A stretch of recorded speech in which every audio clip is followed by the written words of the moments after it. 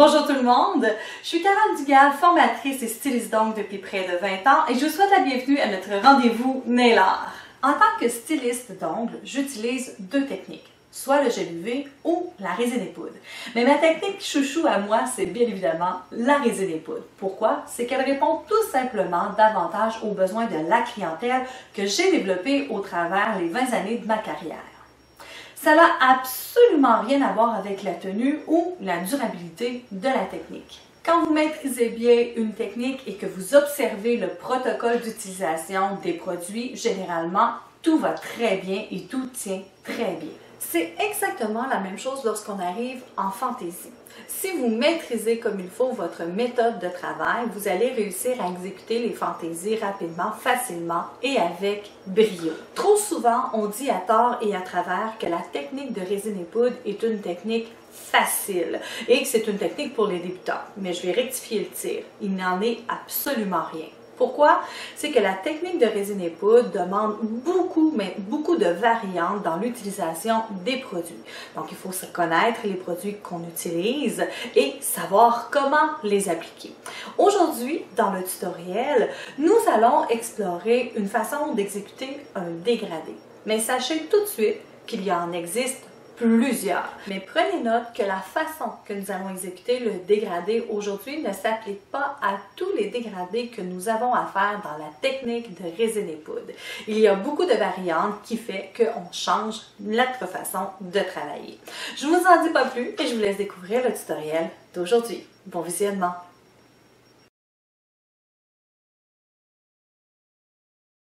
J'ai débuté avec une préparation des ongles et j'ai collé une pointe naturelle avec la colle-pointe.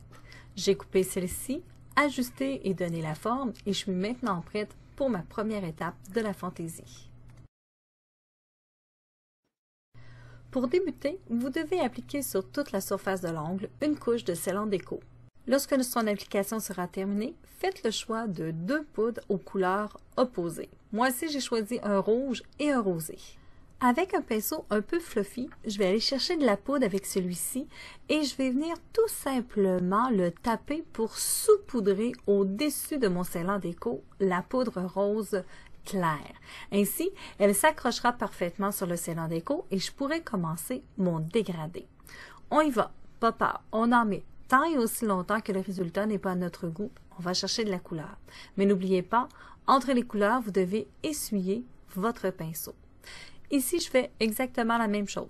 Je vais tremper mon pinceau, je prends un peu de poudre et je vais tout simplement saupoudrer sur le scellant déco. Je travaille ainsi jusqu'à l'obtention du résultat recherché.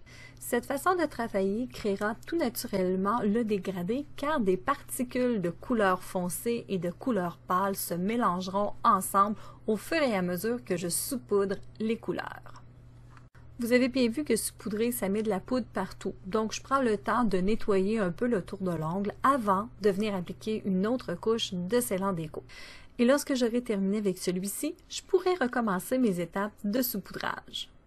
C'est exactement la même chose. Je trempe mon pinceau dans la première poudre, je tapote celui-ci pour saupoudrer, je viens chercher de la deuxième couleur, je tapote également pour saupoudrer et je fais ce petit jeu jusqu'à l'obtention satisfaisante du dégradé. Une fois que j'ai terminé, que je suis complètement satisfaite du dégradé, je viens tout simplement dépoussiérer le tour de l'ongle et je peux passer à mes étapes de la technique de résine et poudre complète de rouge vernis. Quand toutes les étapes de la technique sont terminées, je peux maintenant passer au limage et au ponçage des ongles. Et voilà le résultat du dégradé. Ici, il vous reste tout simplement à décider de faire le choix de la fantaisie de surface que vous désirez. Moi ici, j'ai opté pour quelque chose de très simple et qui à chaque année a du succès auprès de mes clientes. J'ai sorti les Nail Paint, tout simplement. J'ai choisi 4 couleurs du temps des fêtes et je viens tout simplement appliquer ces couleurs sur l'ongle pour venir créer un peu l'effet d'une ceinture fléchée du temps des fêtes. Donc le rouge, le or, le vert forêt, le blanc sont les 4 couleurs que j'ai choisies. Je les applique l'une en arrière de l'autre pour venir créer vraiment de belles lignes courbes sur mon ongle. et j'ai décidé de répéter ces lignes en 2 séries. Donc j'aurai 2 lignes rouges, 2 lignes or, 2 lignes vertes et pour la ligne blanche, j'en aurai seulement qu'une car pour la dernière, j'ai changé de tactique. Je suis allée prendre de la peinture acrylique avec un dotting tool et qu'est-ce que je suis venue faire? Eh bien oui, des petits points, ce qui a donné un petit peu de style à la fantaisie et qui a cassé le côté monotone des simples lignes. Mon petit design est terminé, j'ai donc laissé sécher parfaitement le vernis à ongles avant de venir appliquer une couche de scellant déco sur toute la surface de celui-ci. J'ai fait durcir le scellant déco et j'ai poncé légèrement avant de passer à mes étapes de finition essentielle UV. Mais comme le temps des fêtes approche, je me suis permis un deuxième design. Ce que j'ai fait, j'ai pris la même base du dégradé, mais j'ai sorti tout simplement des autocollants or. Quelque chose de très simple et qui est très rapide. Car les clientes n'ont pas toujours le temps de passer des heures assis à notre table de travail et on se doit de le considérer en tant que professionnel. Donc, un autocollant peut très bien venir nous sauver la mise. Donc, une fois que mon autocollant est bien en place et bien fixé, je viens le recouvrir avec une couche de scellant déco que j'applique sur toute la surface de l'ongle et que je vais faire durcir. Une fois durci, je vais faire un léger ponçage et je vais pouvoir maintenant passer aux étapes de la finition essentielle UV. Je débute avec la première étape en appliquant sur toute la surface de l'ongle une couche d'essentiel UV que je ferai durcir entre 10 et 15 secondes sous la lampe UV ou LED. J'applique une deuxième couche d'essentiel UV sur toute la surface de l'ongle que je fais également durcir 10 à 15 secondes sous la lampe UV ou LED. Et voilà, les ongles sont terminés. Ici, moi, j'ai opté pour 2 fantaisies complètement différentes, mais vous pouvez présenter le dégradé sans fantaisie dessus. Le résultat est tout aussi beau. Mais si vous optez pour l'ajout de fantaisie, pensez à quelque chose de facile et de rapide, car la création d'un beau dégradé demande quand même plusieurs minutes.